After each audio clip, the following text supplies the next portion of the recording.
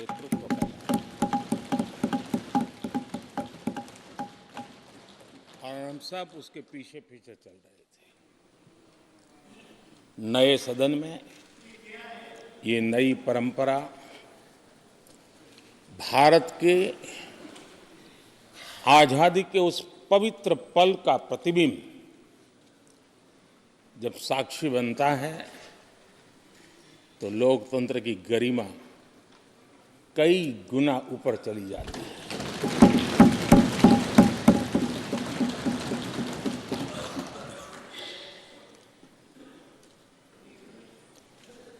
ये 75वां गणतंत्र दिवस,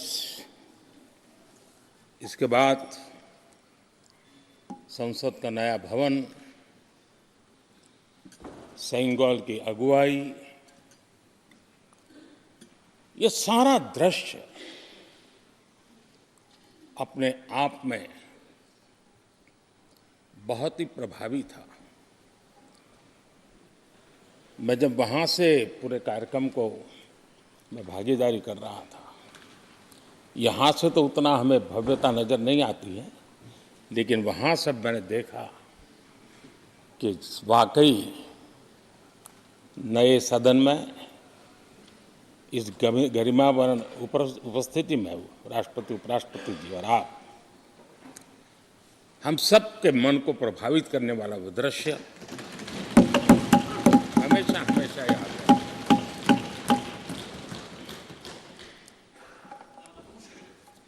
जिन माननीय करीब 60 से ज़्यादा माननीय सदस्यों ने राष्ट्रपति जी के आभार प्रस्ताव पर अपने अपने विचार रखे हैं, मैं विनम्रता के साथ अपने अपने विचार व्यक्त करने वाले सभी अपने माननीय सांसदगण का आभार व्यक्त करता हूं। मैं विशेष रूप से विपक्ष ने जो संकल्प लिया है उसकी सराहना करता हूं। उनके भाषण के एक एक बात से मेरा और देश का विश्वास पक्का हो गया है कि इन्होंने लंबे अरसे तक वहां रहने का संकल्प ले लिया।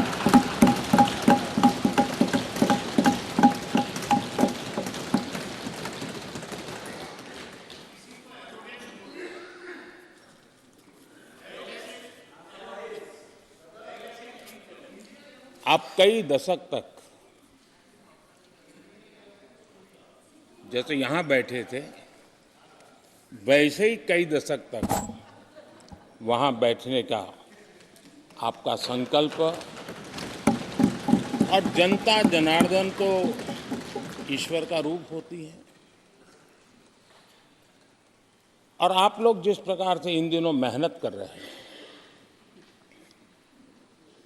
मैं पक्का मानता हूं कि ईश्वर रूपी जनता जनार्दन आपको जरूर आशीर्वाद देगी और आप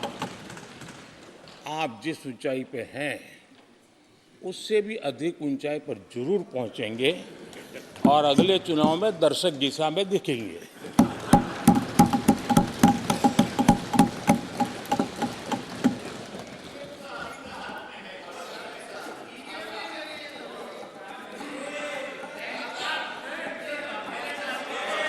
अधीर रंजन जी, इस बार आपने आपका कॉन्ट्रैक्ट उनको दे दिया है क्या?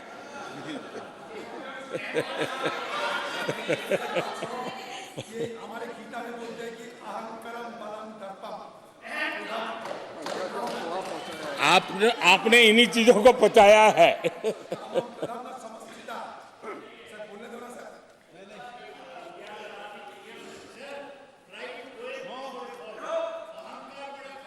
आदरणीय अध्यक्ष महोदय,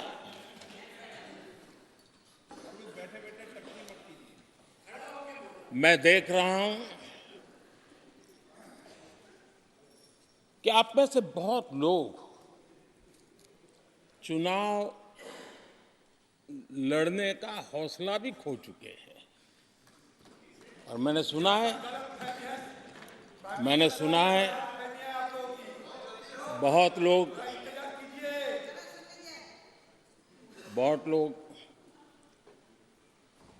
पिछली बार भी सीट बदली, इस बार भी कुछ सीट बदलने की फिराक में हैं।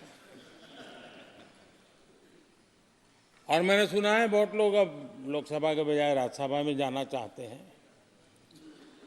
तो स्थितियों का आकलन करके वो अपना अपना रास्ता ढूंढ रहे हैं। आदरणीय अध्यक्ष जी, राष्ट्रपति जी का भाषण एक प्रकार से तथ्यों के आधार पर, हकीकतों के आधार पर एक बहुत बड़ा दस्तावेज है जो देश के सामने राष्ट्रपति जी ने प्रस्तुत किया। और इस पूरे दस्तावेज को आप देखेंगे तो उन हकीकतों को समेटने का प्रयास किया है जिससे देश किस स्पीड से प्रगति कर रहा है, किस स्केल के साथ गतिविधियों का विस्तार हो रहा है, उसका लेखा जोखा आदरणीय राष्ट्रपति जी ने प्रस्तुत किया है। आदरणीय राष्ट्रपति जी ने भारत के उज्जवल भविष्य को ध्यान में रखते हुए 4 मजबूत स्तंभों पर हम सबका ध्यान केंद्रित किया है और उनका सही आकलन है कि देश के 4 स्तंभ जितने ज्यादा मजबूत होंगे, जितने ज्यादा विकसित होंगे, जितने ज्यादा समृद्ध होंगे, हमारा देश उतना ही समृद्ध होगा, उतना ही तेजी से समृद्ध होगा। और उन्होंने इन 4 स्तंभों का उल्लेख करते हुए देश की नारी शक्ति, देश की युवा शक्ति, देश के हमारे गरीब भाई बहन और देश के हमारे किसान, हमारे मछुआरे, हमारे पशुपालक, उनकी चर्चा की है। इनके सशक्तिकरण के माध्यम से राष्ट्र के विकसित भारत के लक्ष्य को प्राप्त करने की जो राह है, उसका स्पष्ट दिशा निर्देश आदरणीय राष्ट्रपति जी ने कहा है। अच्छा हो सकता है आपके यहाँ फिशरमैन माइनॉरिटी के ना हो सकता है आपके यहाँ पशुपालक माइनॉरिटी के ना हो सकता है किसान आपके यहाँ माइनॉरिटी के ना हो सकता है महिलाएं आपके यहाँ माइनॉरिटी में ना हो सकता है कि आपके यहाँ युवा में माइनॉरिटी। क्या हो गया है दादा? क्या देश के युवा जी की बात होती है? समाज के सब वर्ग नहीं होते हैं क्या? देश की नारी की बात होती है? देश की सभी नारी नहीं होती है? कब तक टुकड़ों में सोचते रहोगे? कब तक समाज को बांटते रहोगे? सब सीमा करो, बहुत तोड़ा देश को।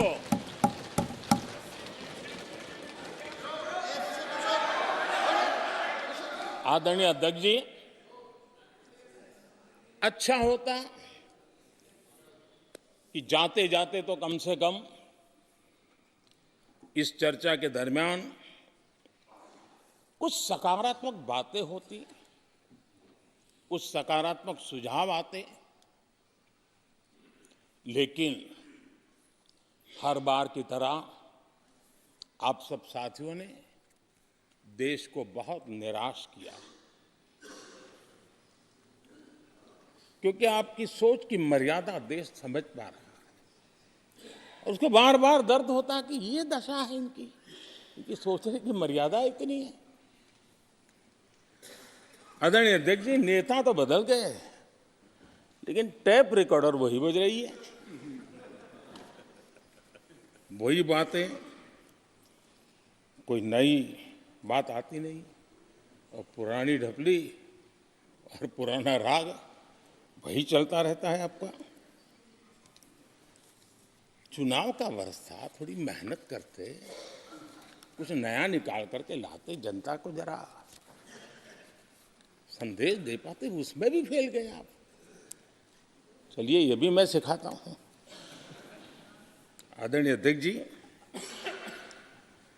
आज विपक्ष की जो हालत होगी ना, इसकी सबसे दोषी कांग्रेस पार्टी है।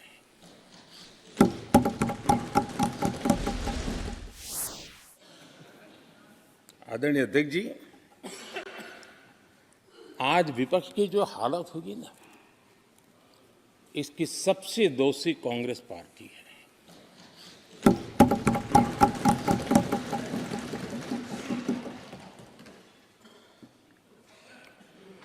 कांग्रेस को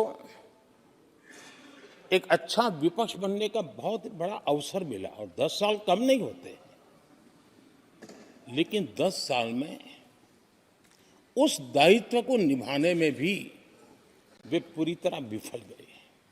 और जब खुद विफल हो गए तो विपक्ष में और भी होनहार लोग हैं, उनको भी उभरने नहीं दिया, क्योंकि फिर मामला और गड़बड़ हो जाए। इसलिए हर बार यही करते रहे कि और भी विपक्ष के जो तेजस्वी लोग हैं उनको दबा दिया जाए।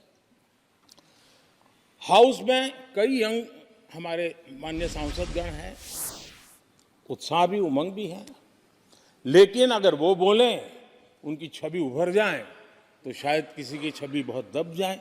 उस चिंता में इस यंग जनरेशन को मौका न मिले, हाउस को ही चलने नहीं दिए गए। यानी एक प्रकार से इतना बड़ा नुकसान कर दिया है, खुद का भी, विपक्ष का भी, संसद का भी और देश का भी। और इसलिए और मैं हमेशा चाहता हूं कि देश को एक स्वस्थ अच्छे विपक्ष की बहुत जरूरत है।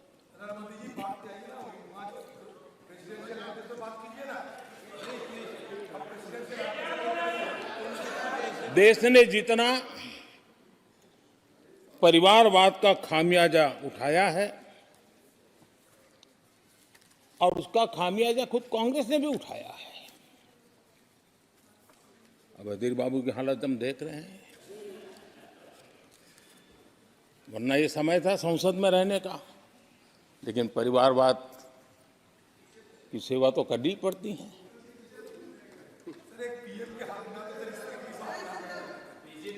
आदरणीय अध्यक्ष जी, अब हालत देखिए, हमारे खरगे जी इस सदन से उस सदन शिफ्ट हो गए और गुलाम नबी जी तो पार्टी से ही शिफ्ट कर गए। ये सब परिवारवाद के भेंट चढ़ गए। एक ही प्रोडक्ट बार बार लॉन्च करने के चक्कर में कांग्रेस की दुकान ताला लगने की नौबत आ गई है। और ये दुकान हम नहीं कह रहे, आप लोग कह रहे हैं। आप लोग कहते हैं दुकान खोलिए, सब जगह पे बोलते हैं, दुकान को ताला लगने की बात आई।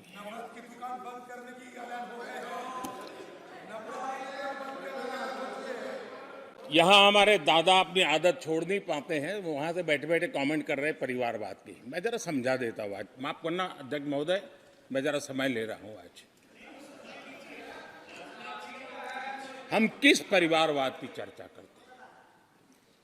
अगर किसी परिवार में अपने बलबूते पर जन समर्थन से एक से अधिक अनेक लोग अगर राजनीतिक क्षेत्र में भी प्रगति करते हैं, उसको हमने कभी परिवारवाद नहीं कहा है।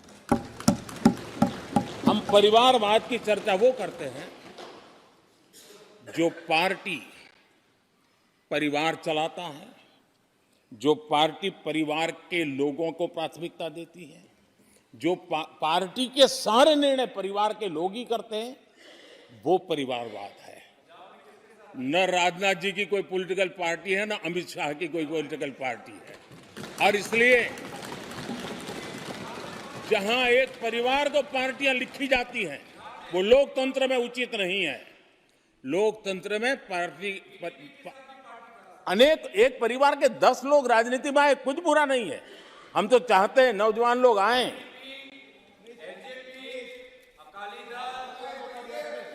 हम भी चाहते हैं ये इसकी चर्चा करिए।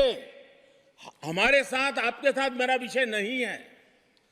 देश के लोकतंत्र के लिए परिवारवादी राजनीति, पारिवारिक पार्टियों की राजनीति, ये हम सबकी चिंता का विषय होना चाहिए।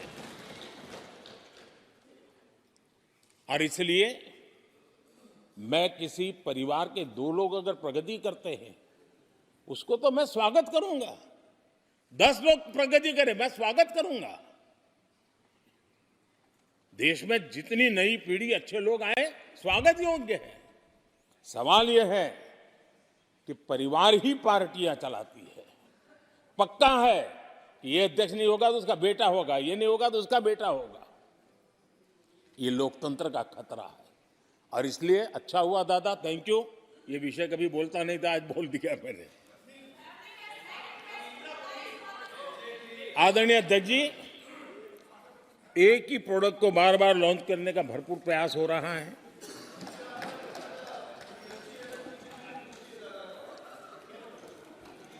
आदरणीय अध्यक्ष जी, कांग्रेस एक परिवार में उलझ गई है। देश के करोड़ों परिवार की आकांक्षाएं और उपलब्धियां वो देख पा ही नहीं रहे, देख सकते नहीं। अपने परिवार के बाहर देखने की तैयारी नहीं है। और कांग्रेस में एक कैंसिल कल्चर डेवलप हुआ है। कुछ भी है कैंसिल, कुछ भी है कैंसिल। ये एक ऐसे कैंसिल कल्चर में कांग्रेस फंस गई है। अगर हम कहते हैं मेक इन इंडिया तो कांग्रेस कहती है कैंसिल। हम कहते हैं आत्मनिर्भर भारत, कांग्रेस कहती है कैंसिल। हम कहते हैं वोकल फॉर लोकल, कांग्रेस कहती है कैंसिल। हम कहते हैं वंदे भारत ट्रेन, कांग्रेस कहती है कैंसिल। हम कहते हैं संसद की नई इमारत, कांग्रेस कहती है कैंसिल। यानी मैं हैरान हूं, ये कोई मोदी की उपलब्धियां नहीं है, देश की उपलब्धियां हैं।